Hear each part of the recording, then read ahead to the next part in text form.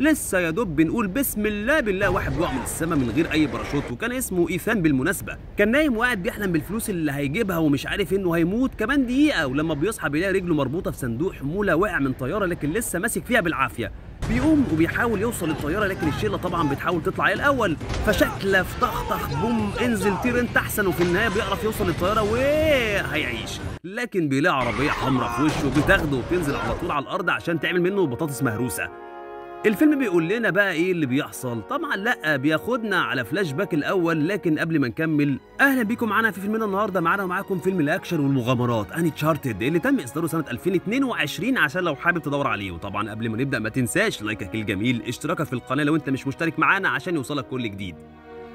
بنروح ل 15 سنة قبل موضوع الطيارة ده، وبنلاقي إيثان مع أخوه وهم بيسرقوا أول لوحة للعالم في التاريخ، لكن بيتقفشوا. فمدير دار الأيتام اللي هم فيها بتقرر تسيب الشرطة تاخد سام لأنه تالت مرة يخش عشان يسرق. ولما إيثان بيروح يودع أخوه وهو بيلم حاجته بيلاقي أخوه ناوي يهرب، وسام بيقول له إنه هيرجع له تاني وبيديه الخاتم بتاعه. وبعد سنين طويلة بنلاقي إيثان كبر خلاص وكان شغال في بار، وبيلاقي واحدة عايزة تولع سيجارة، فبيطلع ولعت أخوه وبيولع. وبناخد بالنا إنه إيده خفية على الآخر وبيسرق السوار بتاعها في لحظة. ولما بيدخل البار بيظبط الترابيزات وبيلاقي واحد بياخد السوار من جيبه بنفس خفة اليد بتاعت إيثان، وبعدها بيقول له عاش، عرفت تاخده من غير ما تاخد بالها. وبيقول ان اسمه فيكتور سوليفان، وبيقول له ان عنده مهمه ومحتاج حد يساعده. لكن طبعا ايثان بيرفض وبيقول له اتكل من هنا يا عم. ولما بيجي يدور على الصور ما بيلاقوش، وبيلاقي مكانه كارت فيكتور وفيه عنوانه. بيطلع على العنوان اللي فيه الكارت طبعا. ولما بيدخل الشقه بيلاقي هناك اول خريطه للعالم اللي شافها مع اخوه، وكانت نسخه اصليه بالمناسبه. بيتكلموا شويه عن فرناند اللي ابحر حول العالم، وفي ناس بتقول انه كان بيدور على كنز ذهب كبير جدا لكن للاسف مات على شط من شواطئ الفلبين. ايثان كان فاكر ان دي مجرد قصه، لكن فيكتور كان فاكر العكس. بيقول ان الحكومه ما كانش عندها القدره انها تمول رحلات البحث عن الكنوز، وعشان كده العائلات الغنيه كانت بتدفع للرحاله عشان يطلعوا في رحلات استكشافيه ليهم. وعيله قديمه في اسبانيا اسمها مونكادا دفعت لفرناند عشان يدور على الذهب، والعيله دي لسه موجوده بالمناسبه وتعتبر احد اغنى العائلات في العالم. ايثان كان مستغرب انه عارف كل الكلام ده، لكن ساعتها فيكتور بيعرفه انه عارف اخوه سام، بيوريه صورته كمان. لكن بيقول له انه اخر مره شافه كان من سنتين في اسبانيا وهم في مهمه عشان يلاقوا يوميات فرناند اللي كانوا فاكرين انها هتوصلهم للكنز، لكن سام اختفى تماما من ساعتها. فيكتور ما كانش عارف شده العلاقه بين سام واخوه، لكن بيقولوا انهم لو لقوا الذهب ممكن يلاقوا اخوه، ومع ذلك ايثان بيرفض. لما بيرجع البيت بيفتح الشنطه بتاعته، بيبص على كل ورق البريد اللي اخوه بيبعته والصور والمعالم السياحيه اللي زارها، وده بيخليه يغير رايه. بعدها بيلاقيهم بيتكلموا عن مزاد للتحف الإسبانية، وكان في صليب في المزاد ده. فيكتور كان عارف ان الصليب هو المفتاح اللي هيفتح اوضه اليوميات بتاعت فرناند، لكن ايثان بيقول له ان في مفتاحين مش واحد بس. لكن فيكتور بيعرفه ان المفتاح التاني معاه، اما المفتاح الاول فلازم نسرقه من المزاد. وبيقول له اللي كل اللي عليك تقطع الكهرباء وانا هتصرف في الباقي. وفي يوم المزاد الاثنين بيطلعوا على الحفله، وايثان بيلاقي واحده بتشاور له من بعيد وكانت واقفه مع واحد من عيله مونكادا، لكن فيكتور بيقول له انها مش بتعبرك انت، وطلع اسمها جو، وكانت على معرفه قديمه ولقب فيكتور. لكن الموضوع ما خلصش على خير. المزاد بيبدا وايثان كان لازم يقطع الكهرباء وبيحصل شويه تعقيدات.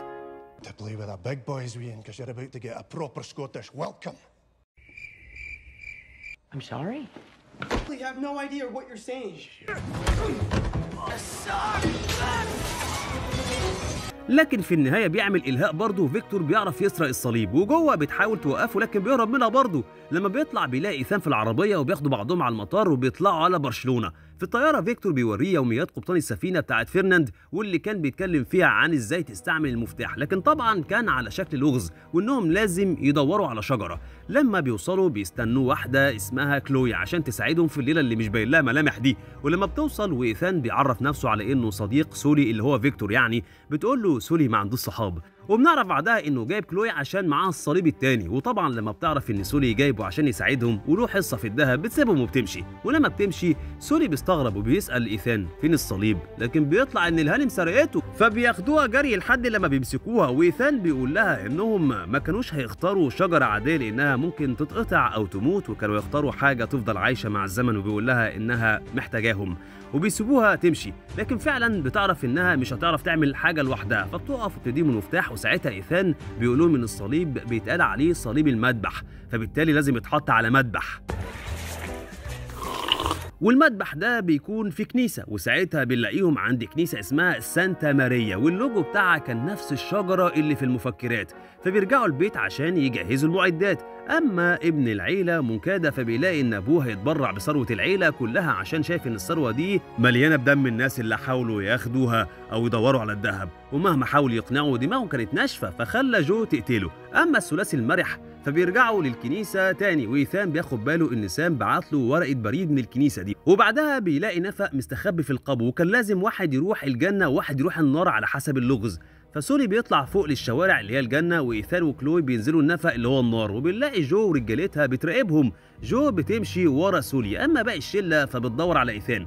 سولي كان ماشي فوقهم بالظبط بسبب الGPS. وفي النهايه ايثان بيوصل لبار وبيلاقي هناك رجاله جو، وسولي بيوصل لمطعم بابا جونز بيعمل بيتزا بالميه المعدنيه بالمناسبه. ايثان بياخد باله من فتحه قديمه في الحيطه وعليها لغز، فبيعمل شويه الهاء لحد ما كلوي تحل اللغز وبتفتح الباب وبيدخلوا.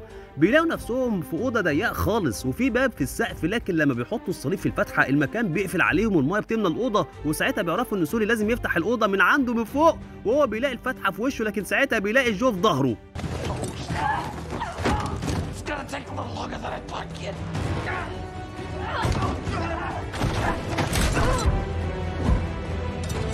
وفي النهايه سولي بيعرف يفتح الاوضه، وكلوي كان اغمى عليها لكن ايثان بيعرف يلحقها وبيكملوا في النفق. بيوصلوا في الاخر لباب، ولكن لازم الصليبين يبقوا جنب بعض، كل صليب لوحده مفتاح، لكن الصليبين مع بعضهم بيعملوا مفتاح ثالث وهو ده اللي هيفتح الباب اللي قدامهم. ولما سولي بيرمي المفتاح وبيدخلوا الاوضه بيلاقوا 3 قلل بطول 2 فوق بعض، لكن لما بيفتحوها بيلاقوها مليانه ملح بس، وبسبب الوزن ال3 قلل بتتكسر وكلهم مليانين ملح، والمكان ما كانش فيه اي ذهب. وساعتها ايثان بيلاقي خريطه في قلب الملح وبيعرف ان الذهب ما طلعش من الفلبين اصلا، والخريطه دي فيها مكان الذهب لكن ده لغز لوحده. ساعتها بيلاقي كلوي مطلع عليه مسدس وبيحاول يهديها، لكن بتقول له انت ما عندكش فكره انت شغال مع مين صح؟ طب اسال سولي عن اخوك سام كده، وبعدها بتديله واحد بالمسدس وبيغمى عليه. لما بيفوق بيلاقي سولي في وشه والاتنين بيتشكلوا على سام، وفي الاخر سولي بيقول له انه مات لما كانوا في برشلونه عشان يجيب اليوميات، وجو كانت هناك وحصل ضرب نار وسام مات في ضرب النار. ايثان ما كانش مصدق وعشان كده بيساله طب اخترتني انا ليه؟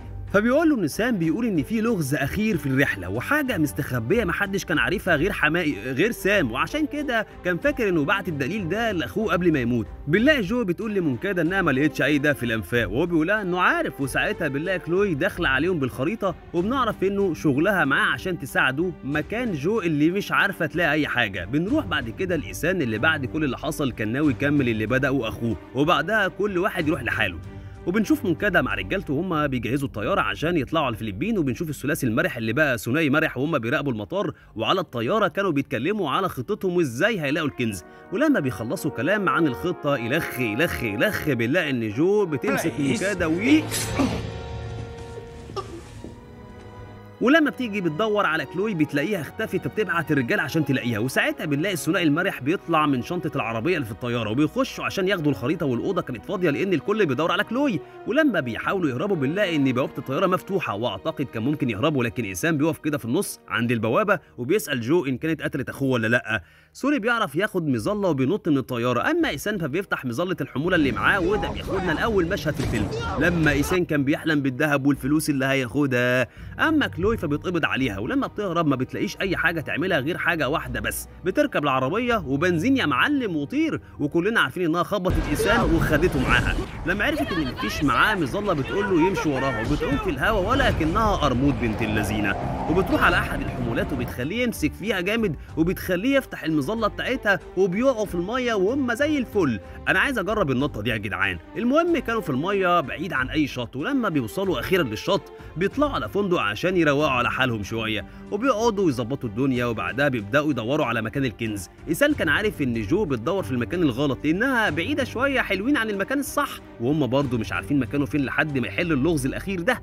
ايثان كان عارف ان اخوه خبى معلومه في البطاقات البريديه اللي بعتها له، فبيبداوا يدوروا في كل مكان في البطايق لكن مفيش اي فايده. وفي النهايه كلوي بتزهق وبتخش تنام، وساعتها ايثان بيفتكر الكتابه الخفيه اللي كان بيعملها دايما مع سام. الكتابه دي كانت عباره عن انك تعرض الورقه للحراره عشان تبين الكتابه، واللي كان بتتكتب بحبر حمض شويه. وفعلا بيلاقي اللغز الاخير وهو المفاتيح هم بوصلتك، وبياخد باله ان كل صليب عليه دبوس كده تحت الجوهره، ولما بيحطوهم في مكان معين في الخريطه الصليبين بيتقابلوا في مكان واحد، وهو ده ده مكان الكنز. كان فرحان على الاخر وكان هيجري على كلوي عشان يقول لها، لكن ساعتها بيفتكر يعمل ايه، بيقول لها ولا لا، فبيقرر انه يجيب مكان مزيف وبيكتبه على ورقه وبيخش ينام. وتاني يوم لما بتصحى وبتشوف الكتابه، كلوي بتفكر ان كانت تمشي ولا لا، لكن بتمشي في الاخر وبتخونه تاني. ولما بيصحى وبيعرف انها مشيت بيضحك شربتها يا كروديا. بياخد بعضه بقى على الموقع الحقيقي. لكن وهو في الطريق جو بتشوفه وهو في الاخر بيوصل لكهف، وكان لازم يغوص تحت الميه ويقوم في نفق، ولما بيطلع منه بيلاقي في وشه سفينتين. ولما بيدخل السفينه بيلاقي سوري هناك، وبنعرف انه مشي وراه بسبب الGPS اللي فتحه في الكنيسه. وخلينا بقى نركز في السفينتين اللي مليانين كميه ذهب عنب دول. وقبل ما فرحتهم تكمل بيسمعوا جو وهي داخله المكان، بيستخبوا على السفينه ومحدش بيعرف يلاقيهم. وفي النهايه جو بتجيب طيارتين وكان في فتحه في سقف الكهف وبيطلعوا السفن من هناك. ولما السفينه كانت في الجو، سوري وايسان بيطلعوا عشان يستولوا على السفينه، لكن طبعا سوري بيملأ شنطته شويه دهب احتياطي وبعدها بيحطوا على كل الرجاله اللي هناك. واحلى قرصنه عليك من زمن القراصنه القديم بقى بتاع جاك سبارو. وبعدها سوري بيطلع للطياره عشان يرمي القبطان بتاعها ويعرف ياخد الطياره والسفينه معاها. فجو بتمسك الطياره اللي هي عليها وبتحصل معركه جويه رايقه على الاخر، لكن ايسان بيمسك مدفع من بتوع السفينه وبيصنف على الطياره وبوم. لكن قبل ما طياره جو بتقع بتعرف تنط على سفينه ايسان وبنلاقيها بترمي المرساه بتاعت السفينه في الميه، وبسبب كده السفينه كانت تقيله قوي على الطياره. وبسبب الاصطدام ده شنطه الدهب بتقع بتتعلق في عمود في الطياره. ايسان بيتضرب شويه من جو لكن بيعرف يبعدها وبيطلع على ساري السفينه. وسولي كان بيحاول يجيب الشنطه وكان لازم يختار بين الشنطه وايسان، الشنطه ايسان، الشنطه ايسان. ومن الغريب في الموضوع انه بيختار ايسان. وساعتها السفينه بتقع من الطياره وبتقع بالظبط على دماغ جو، وانا كنت مبسوط على الاخر. ايسان كان فاكر انهم ممكن ينزلوا يجيبوا شويه دهب، لكن الشرطه البحريه الفلبينيه وصلت فالليله باظت. وعشان يقفلوا الليله دي وسوري يكون مبسوط، ايسان بيطلع له شويه دهب عنب من جيبه، وبعدها بياخدوا الطياره وبيطلعوا من المكان. لكن في احد سجون العالم مش عارفين فين بالظبط بنلاقي واحد بيبعت رساله لايسان، واللي اكيد كان سام، وبيقول له لو الرساله دي وصلتك لازم تاخد بالك. اما ايسان فكان بيحاول يدور على خريطه عشان مغامره جديده مع سولي بيه. وساعتها تتر النهايه بيظهر. وبكده يكون فيلمنا النهارده خلص، ونشوفكم على خير الفيلم الجاي. وطبعا قبل ما نقفل ما تنساش بقى لايكك الجميل، اشتراكك في القناه لو انت مش مشترك معانا عشان يوصلك كل جديد.